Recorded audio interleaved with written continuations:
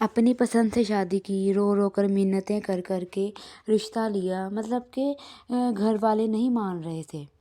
तो रो कर मिन्नतें कर कर खुद को अच्छा बनाकर रिश्ता लिया और उनसे बच्चे भी हो गए, ठीक है, बच्चे भी हो गए। तो लेकिन अब ये हाल कर दिया है तो कि उनको बिल्कुल एक नफ्सियाती मरीज़ा बना दिया है, कि बिल्कुल हॉस्पिटलाइज़्ड कर दिया है। और ये मतलब कि ये जो मैंने खुद देखा, अपनी अपनी आँखों से देखा, मतलब देख के मुझे इतना ज़्यादा दुःख हुआ कि कुछ लोग कैसे रोकर मिन्नतें कर कर रिश्ता लेते हैं, लेकिन फिर वो बाद में क्या करते हैं। हमारे रिलेटिव्स में से हैं, बहुत क्लोज़ हैं, कि जिनका मैं आपके साथ ज़िक्र कर रही हूँ, कि उनका इतने प्यार से रिश्ता लिया, रोकर मिन्नतें करके, कि मैंने इसके साथ ही करना है। वो लड़का कहता है कि मैंने इसी के साथ करना है, कि मुझे ये पसंद है तो मैं इसको बिल्कुल रानी बना के रखूँगा, ठीक है।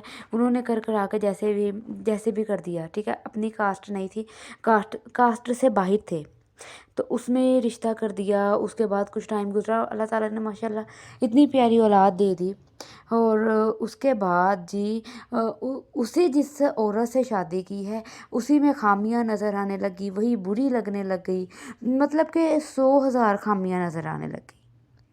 इतना उनको डिप्रेशन वाला बना दिया, इतना नफ़सियाती बना दिया कि उनको बिल्कुल एक बीमारों की तरह बना दिया।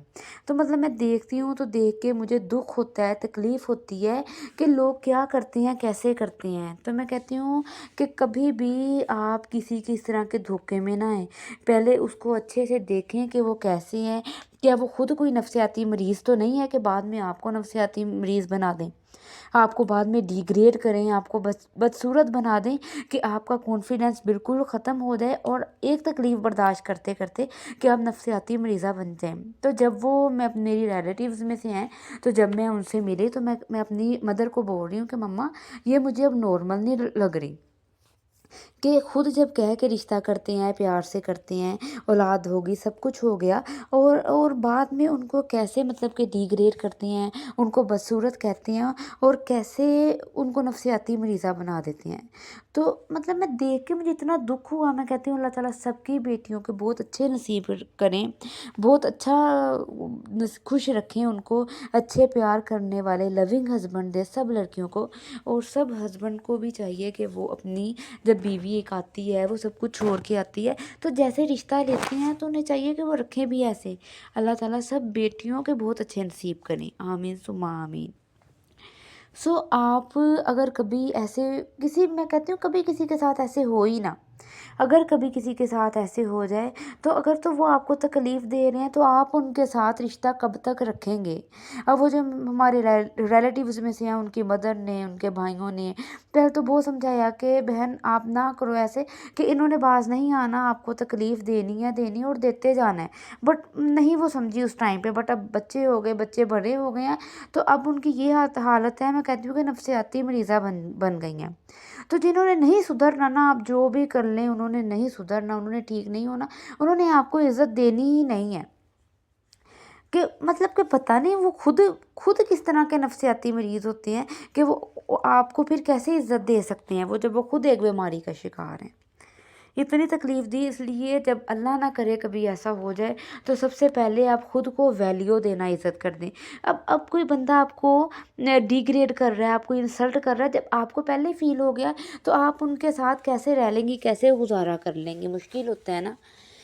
तो फिर आप अगर टाइम पे ही फ़ैसला कर लें, अल्लाह ताला जब आप फ़ैसला टाइम पे कर लेती हैं ना, तो अल्लाह ताला भी फिर आपकी बहुत मदद फ़रमा देते हैं।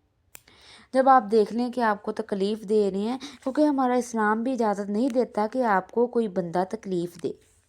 ठीक है, आपने निकाह किया है, आप शादी करके गई हैं, आप तो अच्छे बंदे के पास गए थे, अब जाने के बाद अगर जानवर वो निकल आया तो ज़रूरी नहीं है कि अब आपने वहीं रहना है।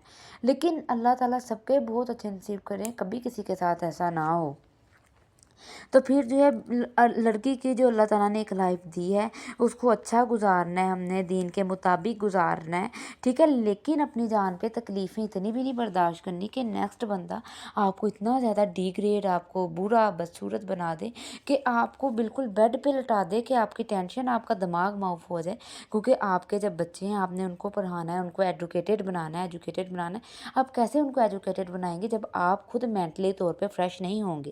آپ خود کو ویلیو دینا اسٹارٹ کر دیں۔ سب سے پہلے تو میں کہتی ہوں لڑکیوں سے کہ سب سے پہلے آپ اپنی اچھے سے اسٹڈی کریں، آپ خود کو ویل ایجوکیٹڈ کریں، اچھے سے اسٹڈی کریں، ویل ایجوکیٹڈ کریں۔ اگر اللہ نہ کرے کبھی ایسا موقع آ جائے کہ نیکسٹ بندہ اگر اچھا نہ نکلے تو کبھی آپ کو خود کے لیے کوئی جاب کرنی پڑے، کوئی اسٹیپ اٹھانا پڑے، تو آپ میں کوئی اتنے مینرز ہوں کہ آپ میں اتنا مائنڈ ہو، آپ کے پاس کوئی ایسی ڈگری ہو جو آپ کی ہیلپ کر سکے۔ ہمیشہ خود کو پہلے پاورفل بنائیں، لیکن اس سے پہلے سب سے زیادہ اللہ تعالیٰ سے اپنے اچھے نصیب کی دعا کریں کہ اللہ تعالیٰ آپ کے نصیب اچھے کریں۔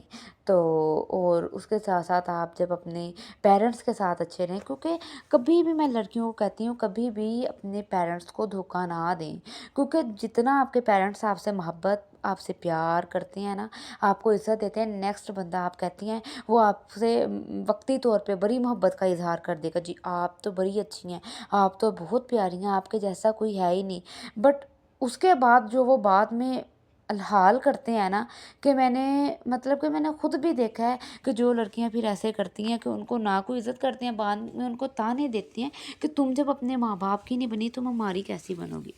سب سے پہلے تو خود ویل ایڈوکیٹڈ ہوں، ٹھیک ہے، خود کو ویلیو دیں۔ اگر اللہ نہ کرے کبھی ایسے ہو جائے تو آپ اسٹیپ اٹھائیں، ٹھیک ہے، آپ نے وہ تکلیف کتنی دیر برداشت کر لیں گی، بچے ہو جائیں گے، اتنا ٹائم گزرتا جائے گا، اور آپ ایک ٹائم پہ آ کے بالکل پھر اللہ نہ کرے کہ کبھی، میں کہتی ہوں بار بار کہتی ہوں، کبھی نہ کسی کے ساتھ ایسے ہو تو پھر وہ آپ کو نفسیاتی مریضہ بنا دیں گے۔